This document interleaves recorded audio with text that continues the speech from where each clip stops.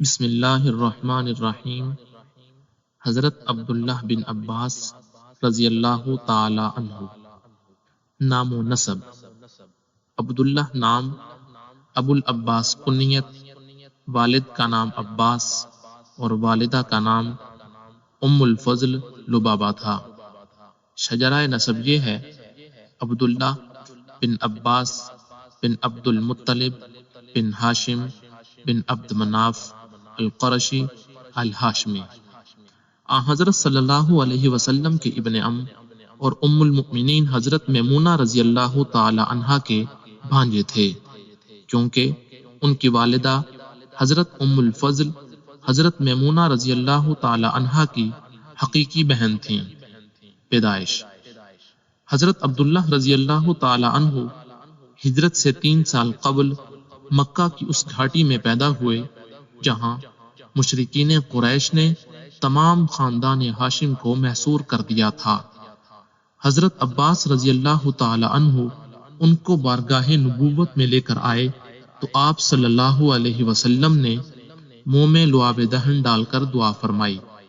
اسلام: حضرت عباس رضی اللہ تعالی عنہ نے بظاہر فتح مکہ کے بعد اسلام قبول کیا، لیکن حضرت ابن عباس رضی اللہ تعالی عنہ کی والدہ حضرت ام الفضل رضی اللہ تعالی عنہا نے ابتدا ہی میں داعی توحید کو لبیک کہا تھا۔ ہجرت: حضرت عباس رضی اللہ تعالی عنہ سن 8 ہجری میں اپنے اہل و عیال کے ساتھ ہجرت کر کے مدینہ پہنچے۔ حضرت عبداللہ رضی اللہ تعالی عنہ کی عمر اس وقت 11 برس سے زیادہ نہ تھی، لیکن وہ اپنے والد کے حکم سے اکثر بارگاہ نبوت میں حاضر ہوتے تھے۔ ایک روز انہوں نے آ کر بیان کیا کہ میں نے رسول اللہ صلی اللہ علیہ وسلم کے پاس ایک ایسے شخص کو دیکھا جس کو میں نہیں جانتا ہوں، کاش مجھے معلوم ہوتا کہ وہ کون تھے۔ حضرت عباس رضی اللہ تعالی عنہ نے حضرت صلی اللہ علیہ وسلم سے اس کا تذکرہ کیا تو آپ صلی اللہ علیہ وسلم نے حضرت عبداللہ بن عباس رضی اللہ تعالی عنہما کو بلا کر فرط محبت سے اپنی آغوش عاطفت میں بٹھایا اور سر پر ہاتھ پھیر کر دعا فرمائی کہ اے خدا، اس میں برکت نازل فرما اور اس سے علم کی روشنی پھیلا۔ عہد طفولیت میں مصاحبت رسول صلی اللہ علیہ وسلم۔ حضرت عبداللہ بن عباس رضی اللہ تعالی عنہما گو فطرتاً ذہین، سلیم الطبع، متین اور سنجیدہ تھے، تاہم انہوں نے رسول اللہ صلی اللہ علیہ وسلم کی مصاحبت کا جو زمانہ پایا وہ در حقیقت ان کا عہد طفولیت تھا، جس میں انسان کو کھیل کود سے دل آویزی ہوتی ہے۔ فرماتے ہیں کہ میں لڑکوں کے ساتھ گلیوں میں کھیلتا پھرتا تھا، پھر ایک روز رسول اللہ صلی اللہ علیہ وسلم کو پیچھے سے آتے ہوئے دیکھا تو جلدی سے ایک گھر کے دروازے میں چھپ گیا، لیکن آپ صلی اللہ علیہ وسلم نے آ کر مجھے پکڑ لیا اور سر پر ہاتھ پھیر کر فرمایا، جاؤ معاویہ کو بلا لاؤ۔ وہ حضور صلی اللہ علیہ وسلم کے کاتب تھے۔ میں نے جا کر ان سے کہا کہ حضرت صلی اللہ علیہ وسلم آپ کو یاد فرماتے ہیں، کوئی خاص ضرورت ہے؟ ام المؤمنین حضرت میمونہ رضی اللہ تعالی عنہا عبداللہ بن عباس رضی اللہ تعالی عنہما کی خالہ تھیں اور ان کو نہایت عزیز رکھتی تھیں، اس لیے وہ اکثر ان کی خدمت میں حاضر رہتے، کبھی کبھی رات کے وقت بھی انہی کے گھر میں سو رہتے تھے۔ اس طرح ان کو رسول اللہ صلی اللہ علیہ وسلم کی صحبت سے مستفیض ہونے کا بہترین موقع میسر تھا۔ فرماتے ہیں کہ ایک مرتبہ میں رات کے وقت اپنی خالہ حضرت میمونہ رضی اللہ تعالی عنہا کے پاس سو رہا تھا کہ حضرت صلی اللہ علیہ وسلم تشریف لائے اور 4 رکعت نماز پڑھ کر استراحت فرما ہوئے۔ پھر کچھ رات باقی تھی کہ بیدار ہوئے اور مشکیزے کے پانی سے وضو کر کے نماز پڑھنے لگے۔ میں بھی اٹھ کر بائیں طرف کھڑا ہو گیا۔ آپ صلی اللہ علیہ وسلم نے میرا سر پکڑ کر مجھے داہنی طرف کر لیا۔ اس سلسلے میں بارہا خدمت گزاری کا شرف بھی حاصل ہوا۔ ایک مرتبہ رسول اللہ صلی اللہ علیہ وسلم نماز کے لیے بیدار ہوئے تو انہوں نے وضو کے لیے پانی لا کر رکھ دیا۔ آپ صلی اللہ علیہ وسلم نے وضو فرما کر پوچھا، پانی کون لایا تھا؟ حضرت میمونہ رضی اللہ تعالی عنہا نے حضرت عبداللہ بن عباس رضی اللہ تعالی عنہما کا نام لیا تو آ حضرت صلی اللہ علیہ وسلم نے خوش ہو کر دعائیں دیں اور فرمایا اللہم فقہہ فی الدین وعلمہ التأویل، یعنی اے اللہ اس کو مذہب کا فقیہ بنا اور تعویل کا طریقہ سکھا۔ ذکاوت و ذہانت میں ممتاز شخصیت حضرت عمر رضی اللہ تعالی عنہ ان کو ذہانت اور ذکاوت کی وجہ سے ان کو شیوخ بدر کے ساتھ مجلسوں میں شریک کرتے تھے۔ بعض صحابہ کرام رضوان اللہ تعالی علیہم اجمعین کو اس سے شکایت پیدا ہوئی تو انہوں نے کہا کہ ان کو ہمارے ساتھ مجلسوں میں کیوں شریک کرتے ہو، ان کے برابر تو ہمارے لڑکے ہیں۔ تو فرمایا تم لوگ ان کا مرتبہ جانتے ہو۔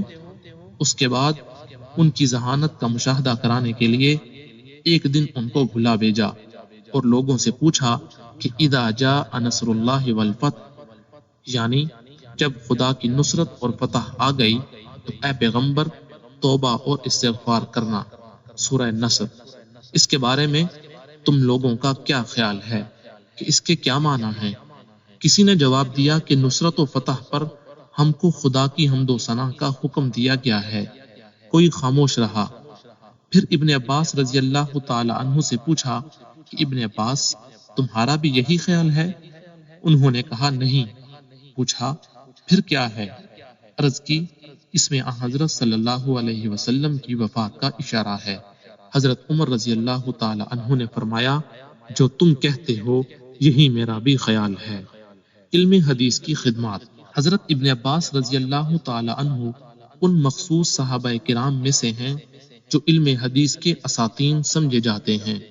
اگر حدیث کی کتابوں میں ان کی روایتیں علیحدہ کر دی جائیں تو ان کے بہت سے اوراق سادہ رہ جائیں گے۔ ان کی مرویات کی مجموعی تعداد 2660 ہے۔ ان میں 75 متفق علیہ ہیں، یعنی بخاری اور مسلم دونوں میں ہیں۔ ان کے علاوہ 18 روایتوں میں بخاری منفرد ہیں اور 49 میں مسلم۔ ان کی روایات کی کثرت اور معلومات کی وسعت خود ان کی ذاتی کاوش و جستجو کا نتیجہ ہیں۔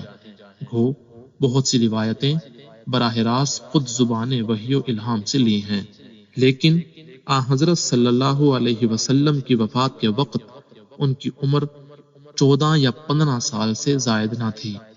ظاہر ہے اس عمر میں علم کا اتنا سرمایہ کہاں سے حاصل کر سکتے تھے۔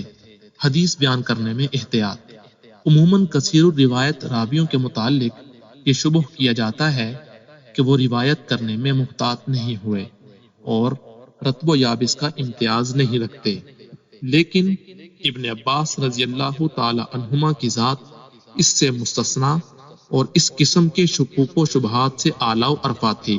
وہ حدیث بیان کرتے وقت اس کا پورا لحاظ رکھتے تھے کہ کوئی غلط روایت حضرت صلی اللہ علیہ وسلم کی جانب نہ منسوب ہونے پائے۔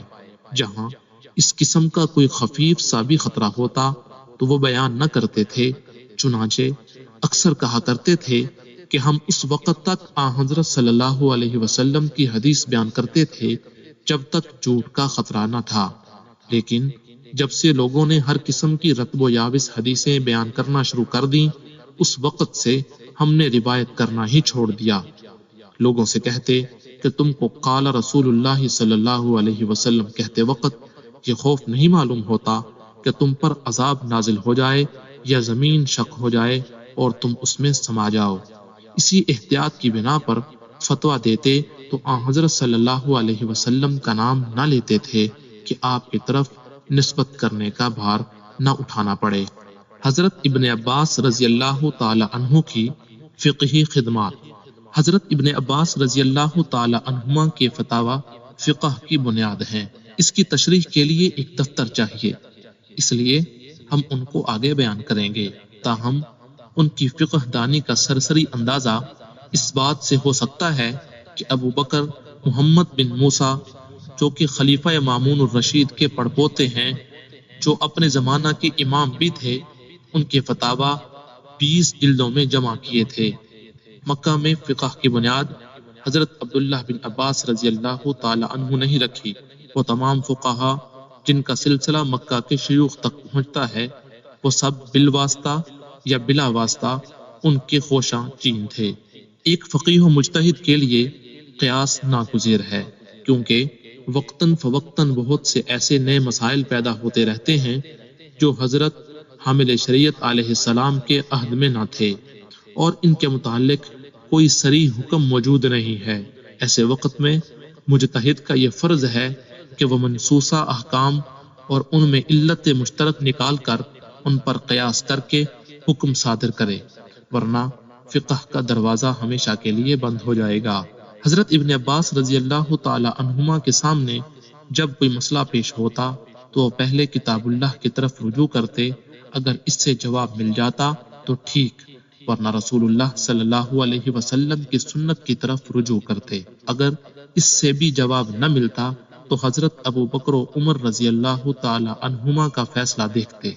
اگر اس سے بھی عقدہ حل نہ ہوتا تو پھر اجتہاد کرتے، مگر اسی کے ساتھ قیاس بالرائے کو برا سمجھتے تھے۔ چنانچہ وہ اس کی مذمت میں کہتے ہیں کہ جو شخص کسی مسئلے میں ایسی رائے دیتا ہے جو کتاب اللہ اور سنت رسول اللہ میں نہیں ہے، تو میری سمجھ میں نہیں آتا کہ جب وہ خدا سے ملے گا تو اس کے ساتھ کیا معاملہ پیش آئے گا۔ وصال پرملال۔ سن 68 ہجری میں پیمانہ حیات لبریز ہو گیا۔ ایک روز سخت بیمار ہوئے، بستر علالت کے ارد گرد احباب و معتقدین کا ہجوم تھا۔ بولے، میں ایک ایسی جماعت میں دم توڑوں گا جو روئے زمین پر خدا کے نزدیک سب سے زیادہ محبوب و مقرب ہے، اس لیے اگر میں تم لوگوں میں مروں تو یقیناً تم ہی وہ بہترین جماعت ہو۔ غرض 7 روزہ علالت کے بعد طائر روح نے قفص عنصری چھوڑا۔ محمد بن حنفیہ نے جنازہ کی نماز پڑھائی اور سپرد خاک کر کے کہا، خدا کی قسم آج دنیا سے حبر امت اٹھ گیا۔ غیب سے ندا آئی، یا ایھا النفس المطمئنہ ارجعی الی ربک راضیۃ مرضیہ، یعنی اے نفس مطمئن اپنے خدا کی طرف خوشی خوشی لوٹ آ۔ حضرت عبداللہ بن عباس رضی اللہ تعالی عنہما کے چند واقعات۔ حضرت سعید بن جبیر رحمۃ اللہ علیہ فرماتے ہیں کہ ایک مرتبہ میں نے حضرت عبداللہ بن عباس رضی اللہ تعالی عنہما سے پوچھا کہ کیا مشرکین حضور صلی اللہ علیہ وسلم کے صحابہ کرام کو اتنی زیادہ تکلیفیں پہنچاتے تھے جس کی وجہ سے صحابہ کرام دین کے چھوڑنے میں معذور قرار دیے جاتے تھے؟ انہوں نے فرمایا کہ اللہ کی قسم وہ مشرک مسلمانوں کو بہت زیادہ مارتے بھی اور ان کو بھوکا اور پیاسا بھی رکھتے، حتیٰ کہ کمزوری کی وجہ سے مسلمان سیدھا نہ بیٹھ سکتے، اور جو شرکیہ کلمات وہ مسلمانوں سے کہلوانا چاہتے تو مسلمان مجبور ہو کر جان بچانے کے لیے کہہ دیتے۔ وہ مشرک کسی مسلمان سے یوں کہتے کہ لات و عزیٰ بھی اللہ کے علاوہ معبود ہیں یا نہیں؟ وہ مسلمان کہہ دیتا ہاں ہیں، اور گندگی کا کیڑا ان کے پاس سے گزرتا تو وہ کسی مسلمان سے کہتے کہ اللہ کے علاوہ یہ کیڑا تیرا معبود ہے یا نہیں؟ تو وہ مسلمان کہہ دیتا ہاں ہے، چونکہ وہ مشرک مسلمانوں کو بہت زیادہ تکلیفیں پہنچاتے تھے۔ اس وجہ سے مسلمان اپنی جان بچانے کے لیے یہ کہہ دیا کرتے تھے۔ حضرت ابن عباس رضی اللہ تعالی عنہما فرماتے ہیں کہ ہم لوگ سن 5 ہجری میں حضور صلی اللہ علیہ وسلم کی خدمت میں حاضر ہوئے۔ ہم لوگ غزوہ احزاب کے سال قریش کے ساتھ نکلے تھے۔ میں اپنے بھائی حضرت فضل رضی اللہ تعالی عنہ کے ساتھ تھا، اور ہمارے ساتھ ہمارے غلام حضرت ابو رافع رضی اللہ تعالی عنہ بھی تھے۔ جب ہم ارج پر پہنچے تو ہم لوگ راستہ بھول گئے اور رکوبہ گھاٹی کی بجائے ہم جالا چلے گئے، یہاں تک کہ ہم قبیلہ بنو عمرو بن عوف کے ہاں آ نکلے اور پھر مدینہ پہنچ گئے، اور ہم نے حضور صلی اللہ علیہ وسلم کو خندق میں پایا۔ اس وقت میری عمر 8 سال تھی اور میرے بھائی کی عمر 13 سال تھی۔ اسی طرح حضرت حبیب بن ابی ثابت کہتے ہیں کہ حضرت ابو ایوب انصاری رضی اللہ تعالی عنہ حضرت معاویہ رضی اللہ تعالی عنہ کے پاس گئے اور ان سے اپنے قرضے کی شکایت کی۔ کہ قرضہ ادا کرنے کے لیے کچھ دے دیں، لیکن حضرت ابو ایوب رضی اللہ تعالی عنہ نے حضرت معاویہ رضی اللہ تعالی عنہ سے تعاون کا وہ رخ نہ دیکھا جسے وہ چاہتے تھے، بلکہ بے رخی کا وہ انداز دیکھا جو انہیں پسند نہ تھا، کیونکہ حضرت معاویہ رضی اللہ تعالی عنہ کو ضروری امور کے لیے رقم کی ضرورت ہوگی یا رقم موجود نہ ہوگی، تو انہوں نے کہا کہ میں نے رسول اللہ صلی اللہ علیہ وسلم کو فرماتے ہوئے سنا کہ اے انصار، تم میرے بعد دیکھو گے کہ دوسروں کو تم پر ترجیح دی جائے گی۔ حضرت معاویہ رضی اللہ تعالی عنہ نے کہا، پھر حضور صلی اللہ علیہ وسلم نے تم سے کیا کہا تھا؟ انہوں نے کہا کہ حضور صلی اللہ علیہ وسلم نے فرمایا تھا صبر کرنا۔ حضرت معاویہ رضی اللہ تعالی عنہ نے کہا، تو پھر صبر کرو۔ حضرت ابو ایوب رضی اللہ تعالی عنہ نے کہا، اللہ کی قسم، آج کے بعد تم سے کبھی کوئی چیز نہیں مانگوں گا۔ پھر حضرت ابو ایوب رضی اللہ تعالی عنہ نے کہا، بصرہ چلے گئے اور حضرت ابن عباس رضی اللہ تعالی عنہما کے ہاں ٹھہرے۔ انہوں نے حضرت ابو ایوب رضی اللہ تعالی عنہ کو اپنا مکان خالی کر کے دے دیا اور کہا، میں تمہارے ساتھ ویسا ہی معاملہ کروں گا جیسا تم نے حضور کے ساتھ کیا تھا۔ چنانچہ اپنے گھر والوں سے کہا، وہ سب گھر سے باہر آ گئے اور حضرت ابن عباس رضی اللہ تعالی عنہما نے ان سے کہا کہ گھر میں جتنا سامان ہے وہ بھی سارا آپ کا ہے، اور انہیں 40,000 اور 20 غلام بھی مزید دیے۔ طبرانی کی روایت میں اس طرح ہے کہ پھر حضرت ابو ایوب رضی اللہ تعالی عنہ بصرہ حضرت عبداللہ بن عباس کے پاس آئے۔ انہیں حضرت علی رضی اللہ تعالی عنہ نے بصرہ کا گورنر مقرر کر رکھا تھا۔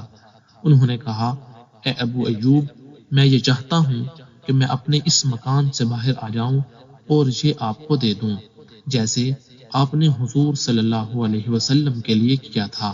چنانچہ انہوں نے اپنے گھر والوں سے کہا، وہ سب گھر سے باہر آ گئے اور گھر کے اندر جتنا سامان تھا وہ سارا ان کو دے دیا۔ جب حضرت ابو ایوب رضی اللہ تعالی عنہ وہاں سے جانے لگے تو حضرت ابن عباس رضی اللہ تعالی عنہ نے ان سے پوچھا، آپ کو کتنی ضرورت ہے؟ انہوں نے کہا، میرا مقرر کردہ وظیفہ اور 8 غلام جو کہ میری زمین میں کام کر سکیں۔ حضرت ابو ایوب رضی اللہ تعالی عنہ کا وظیفہ 4,000 تھا۔